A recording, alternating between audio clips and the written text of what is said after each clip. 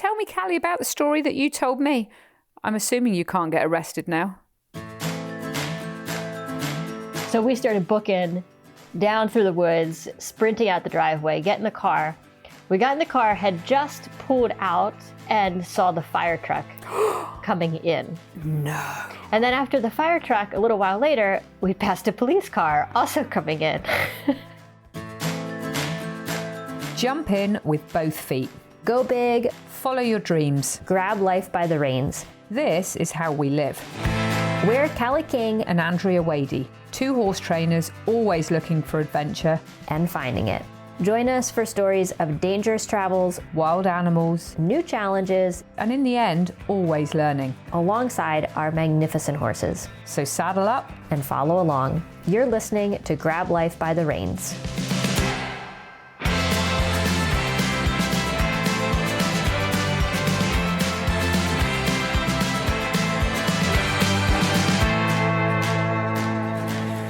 We're live.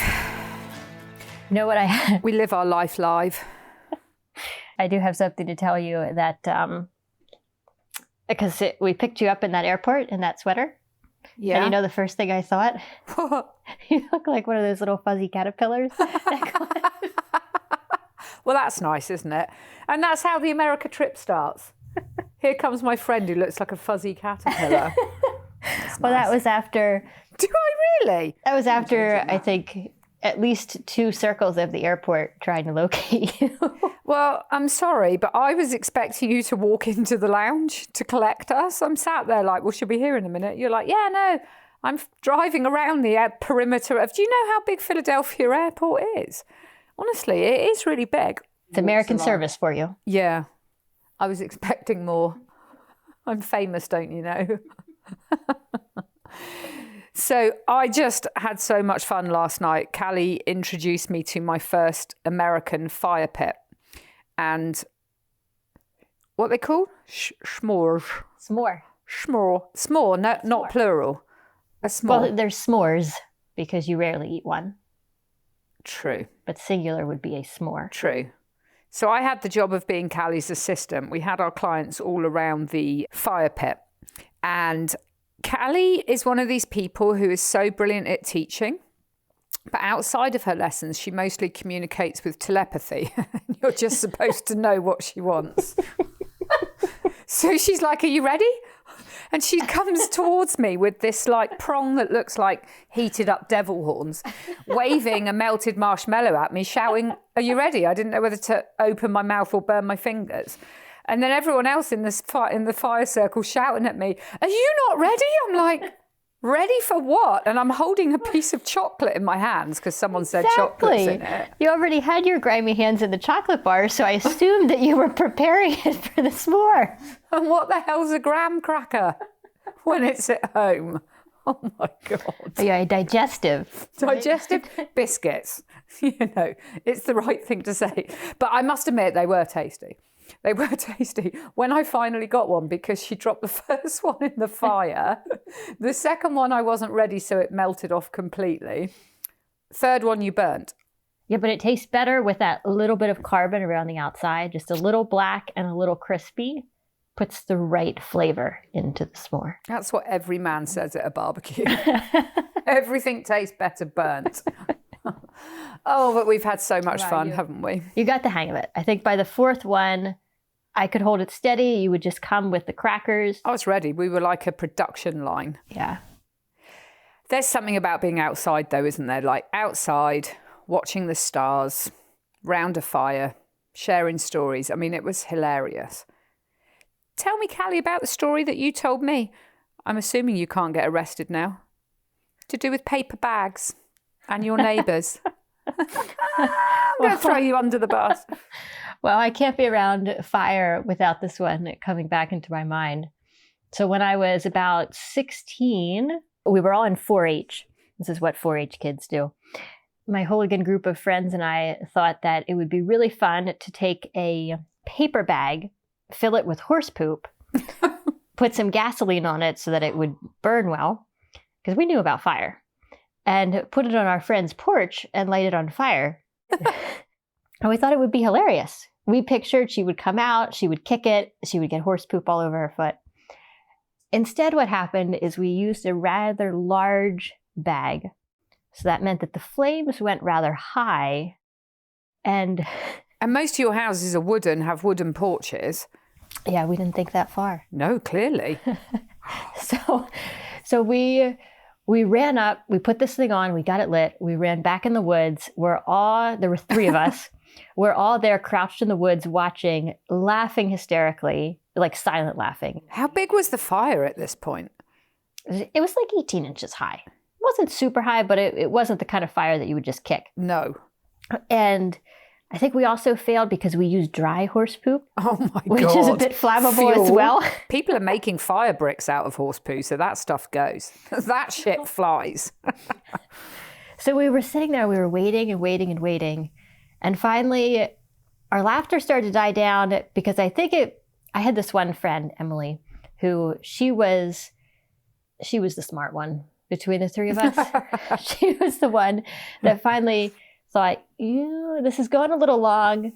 This isn't feeling the porch is on fire. Yeah. I think we need to get out of here. Because we'd parked our car at the end of the driveway. It was like a long driveway going up into this friend's house. So we started booking down through the woods, sprinting out the driveway, get in the car.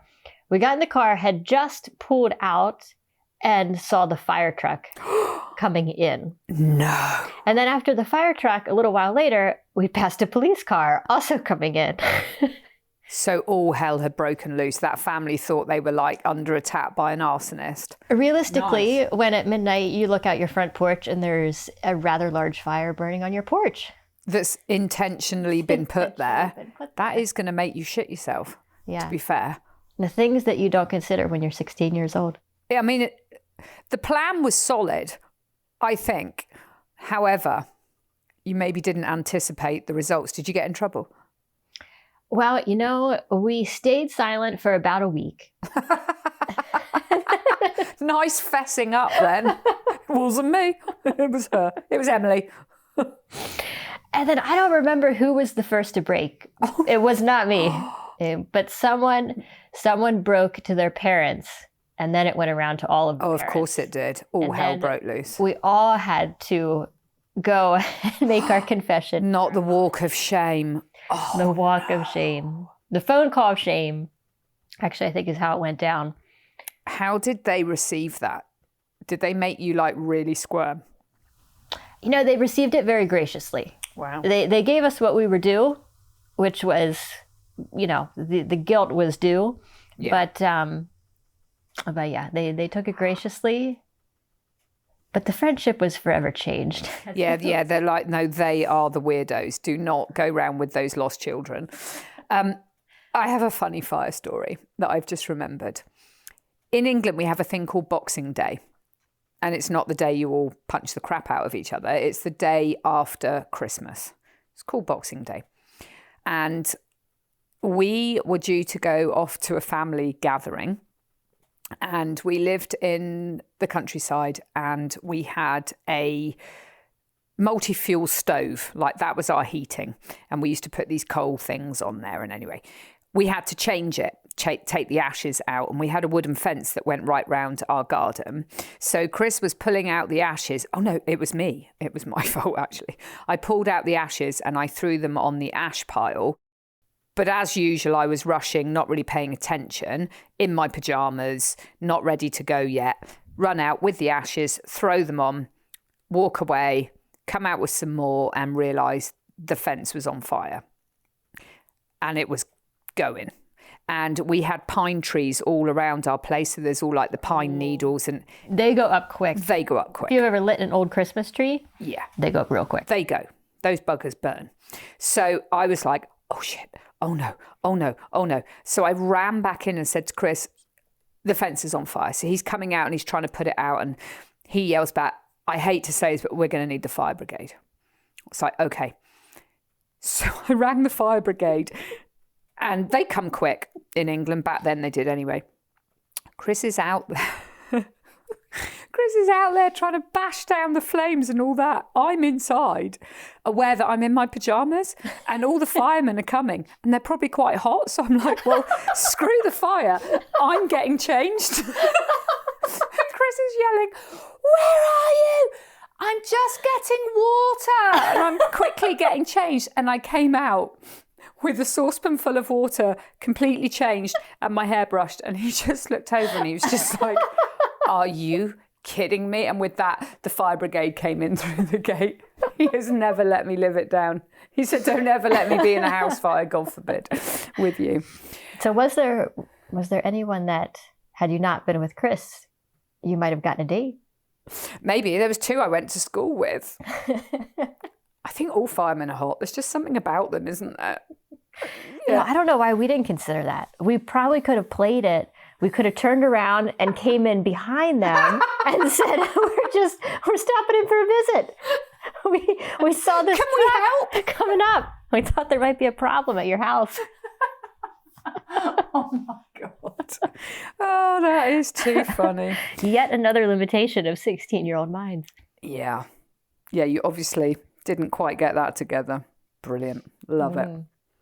So we're here, we're recording this in what was my childhood bedroom, actually, because we're back here at the farm and I lived in the basement. So there's no windows, just a very small window well. And the lighting is terrible. It's kind of this white, what did you say?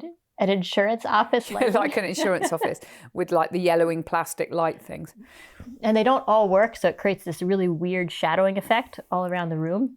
I'm going to be honest, the first time I came here and we were filming my online course and you said you're going to stay in the basement at Caitlin's, I was like, okay, no problem.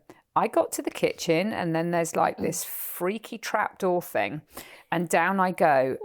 I was so scared. I was so scared. We don't have basements in England. We don't have this whole thing. And honestly, it is just like something out of a horror movie where you come down these creaky wooden stairs into this basement. And I'm like, how well do I actually know these people? Like, am I going to be kept down here for the next 5 years? It freaked me out. And when I'd come in at night, I'd have to get down the stairs and then across to this bedroom through this like shady, sketchy, I'm going to die area of the basement. It's horrendous. Well, you got to describe this trapdoor because trapdoors aren't very common in houses these days. Well, no, who needs a bloody trapdoor? Of course they're not. Oh my God, let me just lift my trapdoor. Who's got one? And I'd point out, there's 2. You've got one in the bedroom bit and one out in the other freaky bit. Well, you need multiple escapes. Oh, now I can't sleep tonight. This trapdoor. Oh, God. It's not just a normal trapdoor because the thing is huge. It only bolts from the outside. Like, have you lifted it? Have you had to open it yet? No.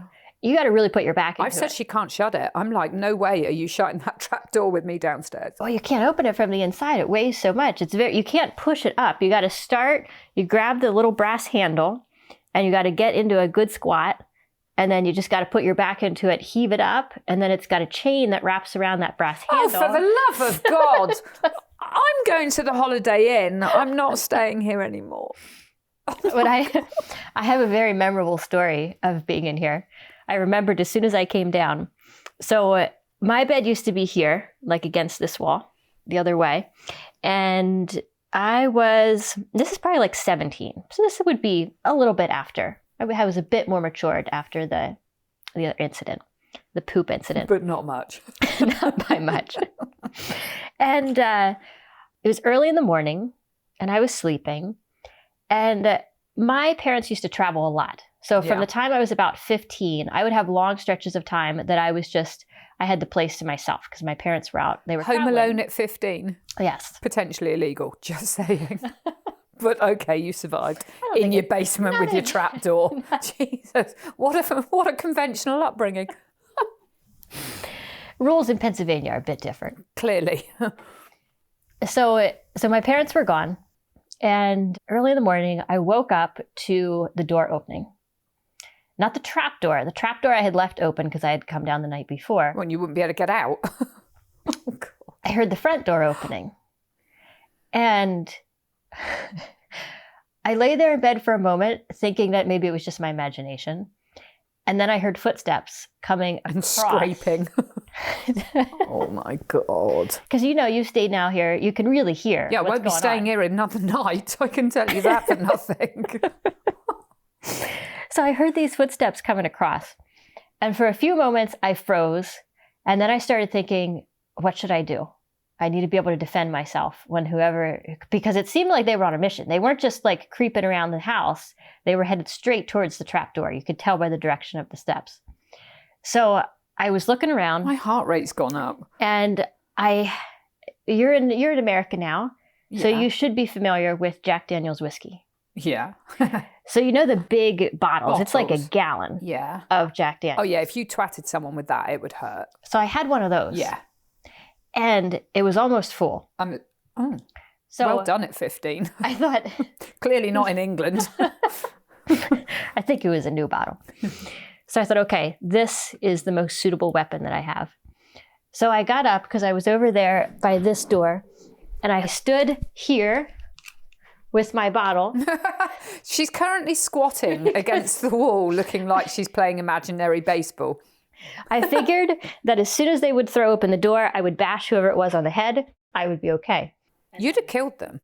Maybe, oh my God, is there a dead body down there? He wondered what the stink was.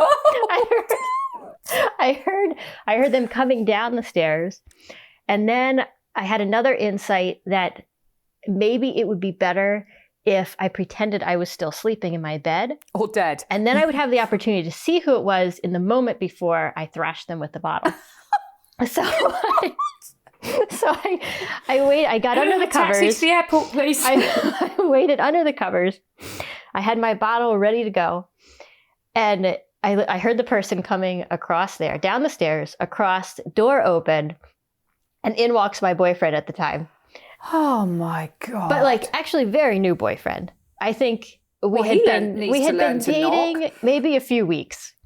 And he was kind enough that he had come over and brought milk. Oh. Because the evening before, I didn't have any milk in the fridge. Oh. And luckily, I had pulled down the cover and I saw who it was and I saw His parents know he's missing yet? I mean, it's just like, did they ever find him again? Oh, God. I don't know how you did it. Home by yourself at 15 in a basement. Oh, it was splendid. Oh, I'm sure it was. I know I wouldn't have liked it. I'd have crapped myself. We had good parties. I mostly, that wasn't even the highlight for me though, because I love being alone. So being able to live alone and just go play with my horses. I mean, there's that. I could bring the goat back inside because she had been exiled to the barn before. You lived with your goat in the house at 15. I mean, Child Protective Services would come in 2023. They'd be carting you off. We found this poor little girl who had to open a trapdoor to get to her bed, but she was with her goat. I mean, there's nothing weird about that, Callie, really. Totally normal. There's probably a reason I didn't have many friends in high school. But I did. They'd be like, you're not going home to play with her. Good Lord. But I did have Matilda. Matilda the goat. And the relationship with Ben, who almost got smashed by the whiskey bottle, was 11 years. So I had some strong relationships. Yeah, you do. And you still do. Mm-hmm. I value our friendship endlessly. Me and too. our laughter. But I'm not staying another night in this bloody basement. Well, you got 2 trapdoors and a window well to escape. You think I'm going to get my fat ass out that tiny little slither of a window? When my parents were home, that's how I got out. Out of that?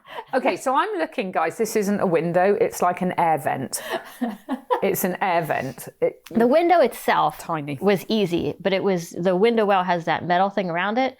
So it was really a squeeze because then the deck goes right over top. So it was really a squeeze to go over top of the metal and under the deck. So you go out the air vent. So in your basement, this is just paint the picture. So you've got your trap door you can't open. Your parents have locked you down here while they've gone off travelling around the world. And then you crawl out through an air vent and shimmy underneath the patio to get out and play with your goat. That pretty much sums it up. While swigging Jack Daniels. Actually, I think I used that escape I used mostly to go and to escape in the middle of the night and to sit on my grandfather's horse in his stable. Because I wasn't allowed to ride him, and I didn't have, this was before I had my own horses, and I wasn't allowed to ride my grandfather's horse. He had a buggy horse because my grandfather was Amish. Yeah. So he had him in a stall, and he told me that he wasn't trained to be ridden, that he was only trained to pull a buggy. But I didn't believe him, of course. Oh. So I went over and I took one of those little ankle weights that you wrap around your foot to like kick in the air. I took one of those and I sat it on his back. And when he didn't react. Resourceful. So I thought, well, that proves he's trained to be ridden. He'll be fine. So I crawled up on him. What could possibly go wrong? Shutting a stall, getting on a horse that's never been ridden. I have always loved being a teacher. When I was a little kid, I would make these different lectures and classes on obscure topics like equine diseases and lameness. And we're here, Andrea and I are connected because of Horse Class. And Horse Class is my educational company and a community of horse people from countries all around the world that are united by wanting to be the best that we can for ourselves and for our horses. And we publish free videos, free resources, and premium courses in riding tips, in horse training information and inspiration, and also how to take the best possible care of your horse. If you want to learn more, check out our website, horseclass.com. We've got the link in the show notes. We used to do that as kids, actually. In Cornwall. We used to, I didn't have my own pony to begin with, and we'd find horses in fields and encourage them to come over to the hedges with carrots and then just launch ourselves in the general direction of their back. We had no idea if they were like highly strung. You know, you see the kids now, they're coming out, and I'm not saying there's anything wrong with this, but, you know, they've got their air vests and their helmets and they're just, you know, all the insurance forms are signed. We literally were in flip-flops, shorts and a t-shirt, and we'd be like, come here, bringing him, get him to come over with carrots, and literally just jump on, no saddle, no bridle. And actually I did get knocked out. To be fair, the success rate was not that high. I was going to ask that. What was the success rate? I'm going to go with 50-50. That's good. I thought it was quite good. What did you consider a success? Staying on. For how long? 8 seconds? A bit longer. No longer. No, like start to finish. I had high hopes. Start to finish. Several times bucked off. One time knocked out. One time scraped down a wall. That hurt. The hedge that I'd used to try and climb on, I got on. The horse was so mad, and he just ran my legs straight down. And our walls, they call them Cornish stone hedges, and they're like stacked stone. That hurt like buggery, that did. And that's probably not a politically correct term, but it's something that we use in England a lot, but not the actual literal meaning, obviously. We can edit this out, right? And but there was this one horse that I used to get on, and she was really sweet. She'd give me a little ride around the field, and she was cute. But yeah, we never got caught. No one ever saw us. I'm not sure anyone really cared. Our parents never knew where we were. I mean, I was teasing you about being home alone, but I mean, you were home alone for weeks on end. But we'd be out all day, and we'd literally go miles and miles and miles. And we always thought, oh, no one knows where we are. But they did. You know, the milkman would head on down through the villages, and by the time he got to our village, he'd say, oh, I've seen the kids. They're like 8 miles away with, you know, a dog on a piece of string, and off they go. We had so much freedom. I'm so glad we grew up when we did. Yeah. Because in this day and age, Callie, if you put horse poo in a big bag and set fire to it on a torch, you'd be in juvie. Probably. Not if you don't get caught. That's the truth of it. And you didn't fess up. Mm-hmm. That's the truth. Yeah, I can relate to being very grateful for growing up with a childhood that had a lot of freedoms. Like I remember putting Matilda in my backpack. She was a pygmy goat, so she was really small, especially when she was a baby. Well, that was a big backpack. You're quite tiny, so. So I'd put Matilda in the backpack with her head, and she liked her feet out. So she would be like this in the backpack. I would put it on, and then I would ride my bicycle because my grandmother lived 3 miles from our house here. So I would bicycle over there and hang out at Grammy's house, and then I would bicycle back. And then when Matilda got too big to go in the backpack, then she would just run beside me on the bicycle, and we'd go over and come back. Oh, And it was. that's idyllic. Yeah, I really value having that. I wouldn't want to be growing up now. When I think of the crazy stuff that I've done that would have been on social media, it wouldn't have been good. It probably would have ruined this podcast. It probably would have. People would have searched your name and seen all that. Trying to think what's out there now. Now I'm worried. You are listening to the Grab the Reins podcast with Andrea Wadey. And Callie King. Welcome aboard. Wait, is it Grab the Reins? We have no idea of the own name. We don't know what our podcast name is. Grab life by the reins. What did I say? Grab the reins. That's why I ride bridleless. The reins. You are listening to the Grab Life by the Reins podcast with Andrea Wadey. And Callie King. Welcome aboard. Let's ride. Yeehaw! Okay. Booyaka show! Chicka ching. Ring a ding ding. Okay.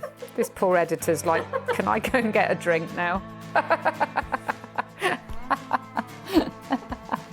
Oh my God, what a crack up. What a pair. That was so fun. Saddle up, we ride at dawn. I've always wanted to say that.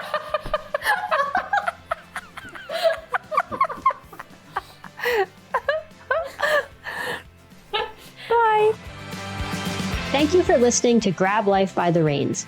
If you want to see ridiculous photos from our adventures, be the first to know when we release new episodes, and be a part of more shenanigans, join our email family at grablifebythereins.com. We'll see you in the next program.